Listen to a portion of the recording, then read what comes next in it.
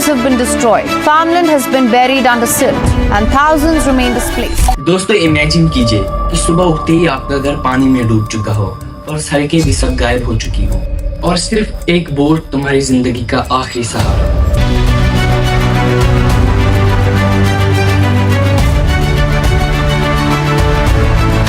और दोस्तों ये कोई मूवी का सीन नहीं है। हाँ दोस्तों, मैं कोई मजाक नहीं कर रहा हूँ, ये आसाम की सच्चाई है। लेकिन सवाल ये उठता है कि आसाम में हर साल इतना खतरनाक फ्लड क्यों आता है? क्या सिर्फ बारिश इसका रीजन है या इसके पीछे क्लाइमेट और जियोग्राफी का भी बड़ा रोल है? तो आज हम इसकी सच्चाई जानेंगे।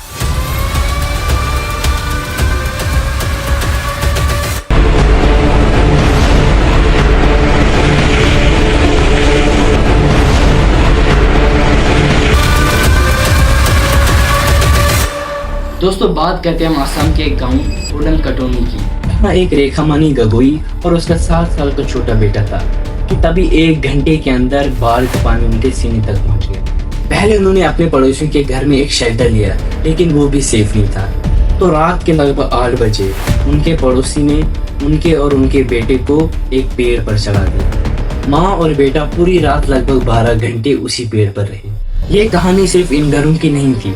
पिछले कुछ दिनों से आसाम में हजारों लोगों को इसी तरह की सिचुएशन का सामना करना पड़ा। न्यूज़ चैनलों में इसकी बहुत कम बात की जा रही है, लेकिन आसाम इस वक्त पिछले 60 सालों में सबसे खराब बाढ़ का सामना कर रहा है। लगभग 80 से ज्यादा लोगों की मौत हो चुकी है और 2 लाख से ज्यादा अफेक्टेड है। लेकिन सबसे अनफॉर्चुनेट चीज ये है दोस्तों कि आसाम में अब ये हर साल की एक कहानी बन चुकी है। बाढ़ आती है, हजारों करोड़ों का नुकसान होता है, लोग मरते हैं, सरकार बाढ़ से निपटने का वादा करती है। मैं आज इस सभा के माध्यम से पूरे आसाम की जनता को आश्वस्त करने आया हूं कि एक 5 साल हमें और दे दीजिए। आसाम को बाढ़ मुक्त बनाने का काम भारतीय जनता पार्टी की सरकार। लेकिन बदलता कुछ नहीं। आसाम में हर साल इस तरीके की बाढ़ क्यों आती है, ये जानने के लिए हमें इसकी जियोग्राफी जानना जरूरी हो।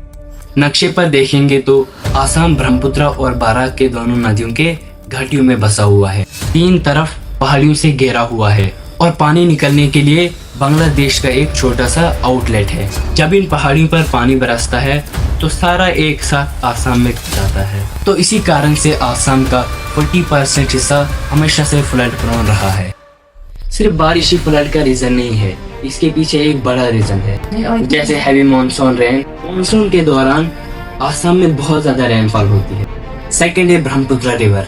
रिवर बहुत वाइड है और तेज फ्लो की वजह से आसानी से ओवरफ्लो हो जाता है। और तीसरा है क्लाइमेट चेंज। क्लाइमेट चेंज की वजह से भी फ्लड पर बहुत असर पड़ता है। लेकिन अब सवाल उठता है इसका असर। फ्लड का सबसे बड़ा नुकसान आम लोगों पर होता है। हजारों घर टूट जाते हैं, क्रॉप्स फेल्ड हो जाते हैं और स्कूल बंद हो जाते हैं। कई लोग रिलीफ कैंप्स में रहने पर मजबूर हो जाते हैं और वाइल्ड लाइफ डिजास्टर पे भी इसका बुरा असर पड़ता है।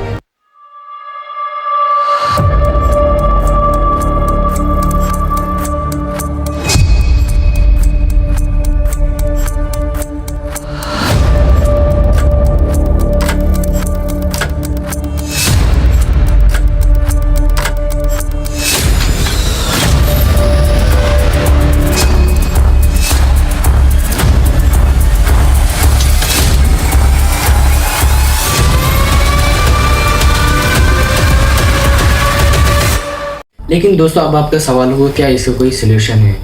हाँ दोस्तों, इसका सोल्यूशन है। एक्सपर्ट्स कहते हैं कि फ्लड को पूरी तरह रोकना बहुत ज़्यादा मुश्किल होता है, लेकिन अच्छी बात यह है कि इसका इम्पैक्ट कम किया जा सकता है। जैसे कि बेटर फ्लड वार्निंग सिस्टम, मतलब फ्लड आने से पहले लोगों को अवेयर करना। सेकेंड है स्ट्रॉन्ग इम्बैंकमेंट्स और थर्ड है एफॉरेस्टेशन, ज़्यादा पेड़ लगाना। फोर्थ है बेटर ड्रेनेज सिस्टम। फिफ्थ है रिवर मैनेजमेंट और लास्ट है क्लाइमेट चेंज को कंट्रोल करना। देखो दोस्तों, एंड पे मैं यही कहूँगा कि आसाम के फ्लड की प्रॉब्लम सिर्फ एक स्टेट को नहीं है, ये हमें नेचर की ताकत और क्लाइमेट चेंज का इफेक्ट दिखाती है। देखो दोस्तों, अगर हम अभी अपनी एनवायरनमेंट को प्रोटेक्ट नहीं करेंगे तो आने वाले फ्यूचर में इससे भी डेंजरस डिजास्टर हो सकते हैं। सो आई होप आपको मेरी इस वीडियो से कुछ इन्फॉर्मेशन मिली होगी। तो अगर वीडियो पसंद आए लाइक करना और कमेंट में अपना ओपिनियन ज़रूर देना कि वीडियो कैसी लगी। और अगर कोई क्वेश्चन होगा तो कमेंट सेक्शन में ज़रूर बताना। सब्सक्राइब करना मत भूलना। मिलते हैं अगली वीडियो में। Thank you so much.